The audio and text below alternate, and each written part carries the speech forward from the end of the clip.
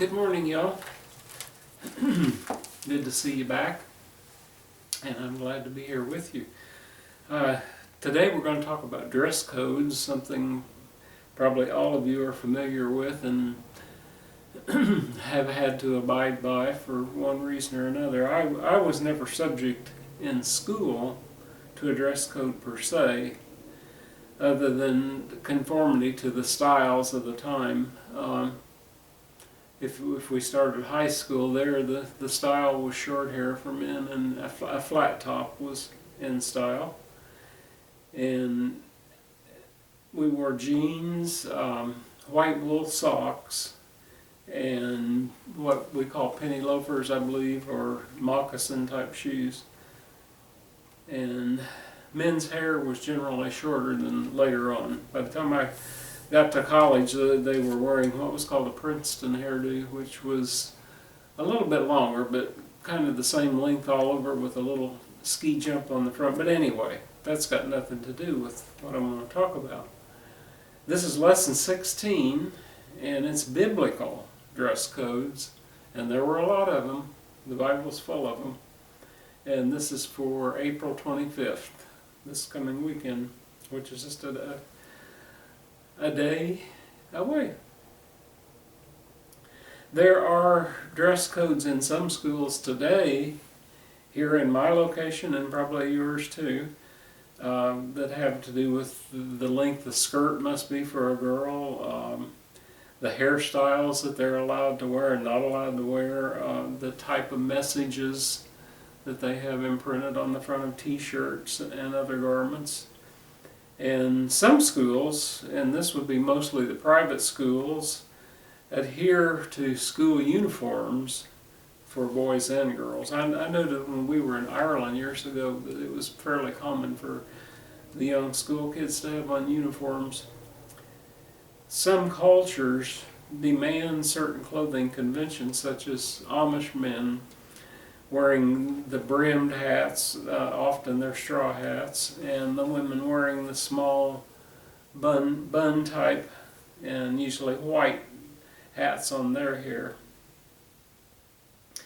Jewish men wear yarmulkes, which is the little black hat on the back of their head, which is a dress code, especially for those in the rabbinical corps, if you will. And some of the more to the right Jews wear like a long pigtail and a black hat with a brim, but not really like an Amish hat, but they wear those all the time when they're out. But what about dress codes in biblical times? Did it start then? Well, probably not. But it goes way back. Moses, speaking in Exodus and the book of Leviticus, is full of dress codes, and Moses passed on God's wish for the priest styles, the Levites, and colors, and in Leviticus 19:28 went so far as to say, do not put tattoo marks on yourself. So are tattoos permissible? Well, they weren't, according to Moses, in that era. Leviticus 19:27 says, do not cut the hair at the sides of your head or clip off the edges of your beard. How about that? That's for men. And Leviticus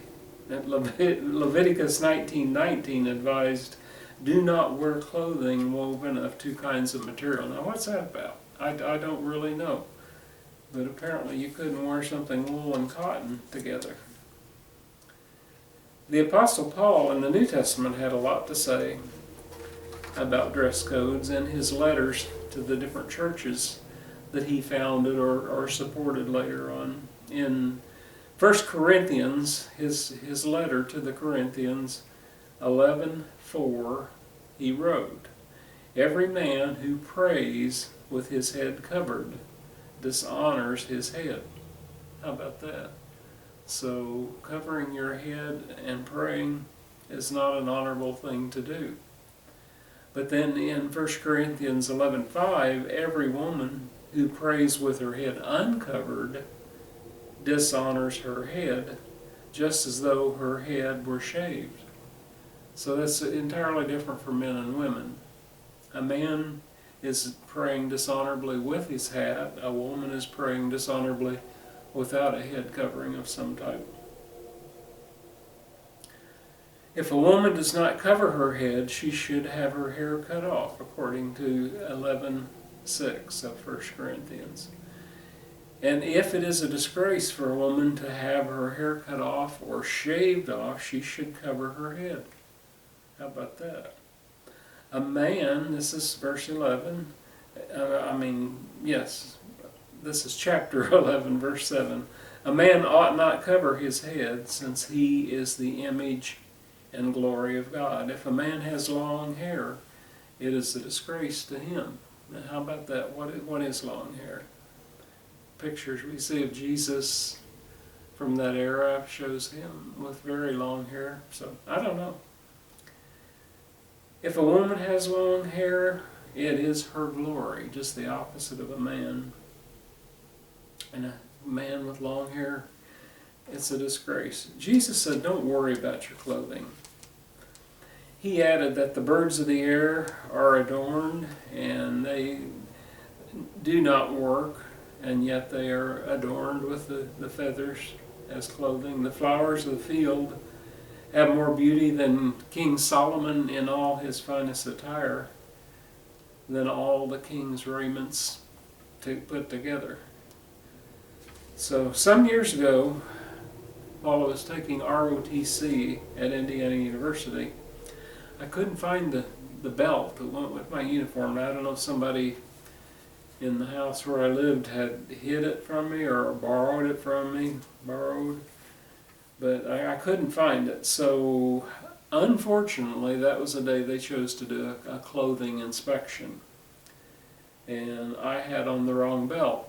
So even though my hat, my shirt, my jacket, my pants, socks, shoes, all were according to the dress code, I had on a leather civilian belt. I got a demerit for that, and that no doubt affected my grade. It may have lowered my grade a whole step, I'm not sure. But the military is very strict about dress code. Whatever it is for the day, that's what you wear for that day. Okay. Cut your hair, wear it long, cover your head, uncover your head, wear this color, that color. These things are all dress codes. They're acts of conformity, but they're also required by a lot of schools, by the military, and in the Jewish religion, the people to the far right have their dress code. The rabbis have their yarmulkes that they wear, and others, members of their congregations.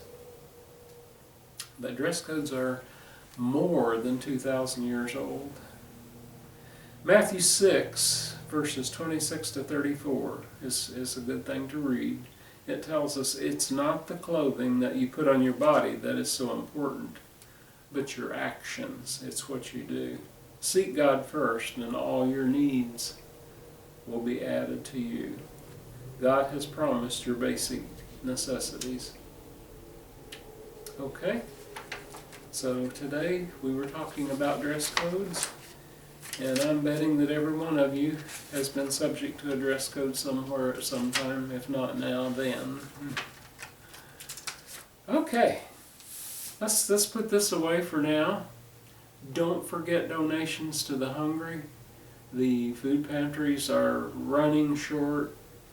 I saw on TV last night a food pantry somewhere was completely out of food, and people were volunteering and bringing boxes of food to restock it. So the people who grow food say there's plenty of food, adequate supplies of food, but it's just a matter of getting it to where it needs to be. And they say that 40% of the people who are going to the food pantries, it's the first time in their lives they've ever had to do that. So this is going to go on for a while. So if you can, please send to your favorite feed the sheep places. You can send it here if you wish, and I'll forward it.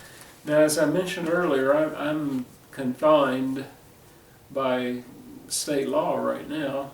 I do get out for necessities, but I haven't been to the post office in 2 or 3 weeks. So if you got something there, I'm going to pick it up soon, but I've got to wait till we're allowed to do that sort of thing. So thank you for coming, thank you for watching. Now, what would you like to hear? Let's have a request. I can't hear you.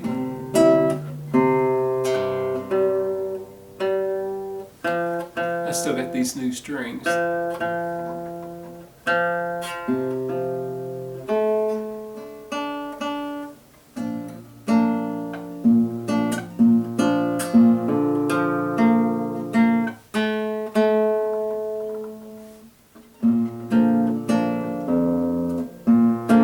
Okay, now what haven't I played for you?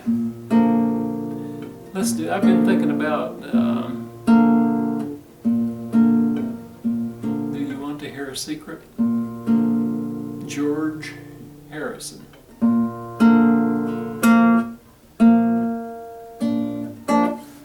Maybe not.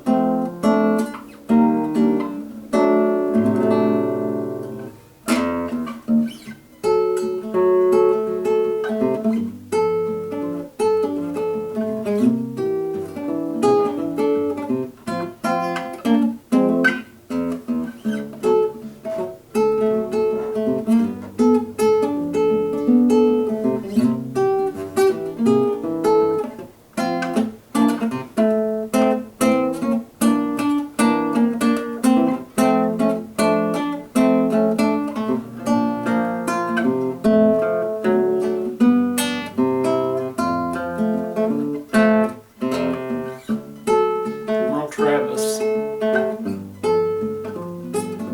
Cannonball Rag in G.